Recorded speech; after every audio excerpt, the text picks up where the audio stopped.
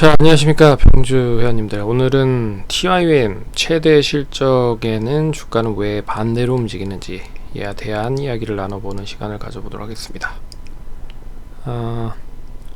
지난주 금요일에 문의를 해주셨는데 그날 바로 이야기를 못 해드리고 주말 동안에 영상을 통해서 언급을 해드린 점 좀 이해해 주시고요. 늦게 올려드려서 죄송합니다.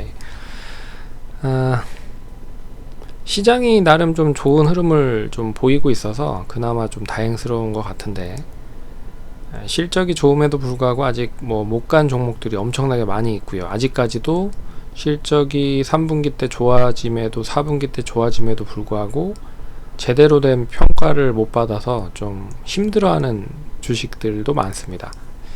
근데 TYM도 그 중에 하나라고 좀 볼 수가 있는데, 먼저 이 TYM이 최대 실적을 냈음에도 불구하고 왜 주가는 못 가고 있느냐에 대한 이야기를 좀 나눠보도록 할게요. 가장 먼저 이야기할 부분은 동사가 이제 올랐었던 이유를 한번 보시면 이야기를 좀 해드릴 수 있을 것 같습니다. 그러니까 작년 5월, 6월에 상당히 급등을 많이 했거든요. 4월, 5월에 이때 이제 상승을 많이 했었던 이유를 찾아보면 결국에는 이제 전쟁 관련된 이슈로 가장 많이 올랐었다라고 좀 볼 수가 있을 것 같습니다. 러시아가 이제 우크라이나가 최대 곡창 지대잖아요. 그래서 러시아가 우크라이나를 공격을 하면서 이제 밀 생산이 이제 세계적으로 봤을 때 우크라이나가 3위 정도를 하고 있는 상황입니다. 근데 지금 러시아가 우크라이나를 공격을 함으로써 이제 밀 생산을 다른 쪽에서 받아올 수가 없는 흐름인 거잖아요. 그래서 밀 가격이 엄청나게 많이 상승을 했고, 그 부분으로 인해서 식량난이 올 수 있는 게 아닌가라고 하는 부분들이 있었고, 그런 이야기가 나오면서 시장에는 그러면 이 조금이나마 재배를 할 수 있을 때 재배를 기계로 해서 많이 경작을 할 수 있는 그런 기계에 대한 수요가 상당히 높아질 수 있지 않겠느냐 라고 하는 부분으로 올라갔다는 거죠. 그래서 실적보다는 그런 부분으로 그러니까 전쟁 관련된 이슈로 가장 빠르게 올라갔기 때문에 최근이 이제 소강 상태에 접어든 상황이죠. 그리고 우크라이나 곡물을 다른 쪽으로 이제 수출을 할 수 있는 그런 판로가 생기면서 정작 실적이 좋음에도 불구하고 주가가 가지 못했다.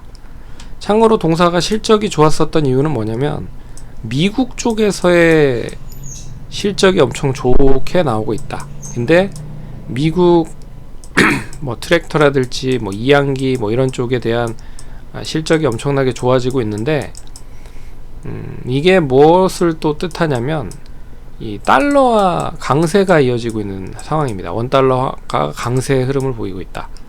그러니까 미국에 대한 수출도 늘어났고, 그리고 달러에 대한 기대감도 동반적으로 이어졌다 라고 볼 수 있는 거죠. 그래서 실적이 배로 증가가 됐었던 이유는 이 수출을 주로 많이 하다 보니까 원달러가 많이 올라갔기 때문에 당연히 수출에 대한 부분이 높아지면 수익이 높아지는 그런 구조가 되고 있는 상황이었다. 그래서 실적은 엄청나게 많이 좋음에도 불구하고 지금 못 가고 있는 부분은, 참고로 3분기 실적은 11월 3일 날 나왔습니다. 11월 2일 끝나고 나왔나 3일에 나왔을 거예요. 근데 나오는 것도 나온 거지만 실적이 나름 괜찮았거든요. 근데 이렇게 차익 매물이 나왔다라는 거는 결국에는 이미 어느 정도의 실적이 나올 거라는 걸 알고 있었다, 시장에서는. 그렇기 때문에 실적이 보고 나서 이제 차익 매물을 매도하자라고 생각을 하는 투자자들이 많았기 때문에 그렇게 좀 매도를 했다라고 생각을 할 수 있을 것 같습니다. 근데 지금 환율에 대한 부분으로 봐도 그렇고요. 그리고 미국의 수출이 많이 됐다라고 해도 실적이 나온 거에 비해서는 주가는 너무 싸다 라고 할 수가 있을 것 같아요. 그래서 3분기에 지금 영업이익 자체는 243억 정도 나왔고요. 순이익적으로는 322억이 나왔습니다. 그래서 이 이제 원달러 환율에 대한 영향이 조금씩 좀 줄어들고 있는 상황이고, 수출에 대한 부분도 조금씩 줄어들고 있는 상황인 것 같아요. 그래서 이 작년에 비해 봤을 때 엄청나게 많이 올랐죠.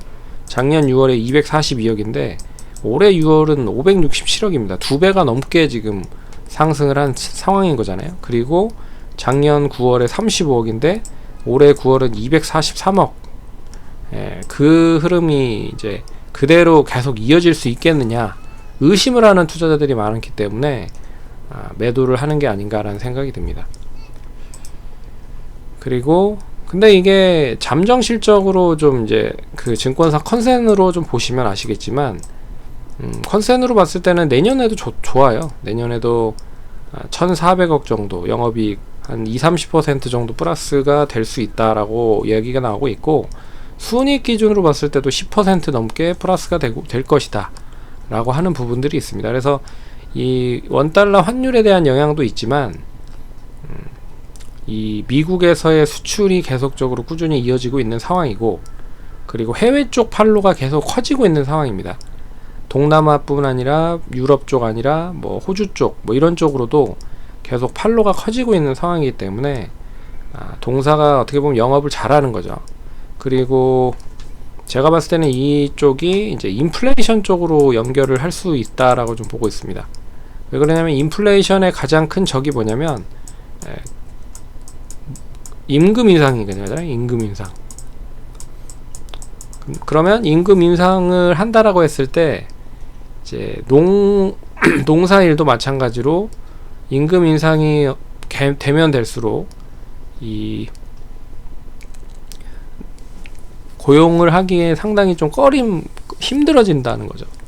그런 부분에서 이제 이 조금이나마 자동화를 이야기를 한다라고 하면 가장 빠르게 대체할 수 있는 쪽이 이 농장 관련돼서 이 트랙터라든지 이양기 뭐 이런 쪽 자동화로 이제 전환하는 시스템이 되지 않을까라고 보는 거죠.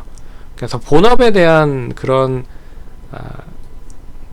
흐름이 나름 좋아질 수 있다라고 볼 수 있어서, 지금 올해 실적으로만 보면, 잠정 실적으로만 보면 PER과 PBR을 한번 볼게요. PER은 3.1배고요.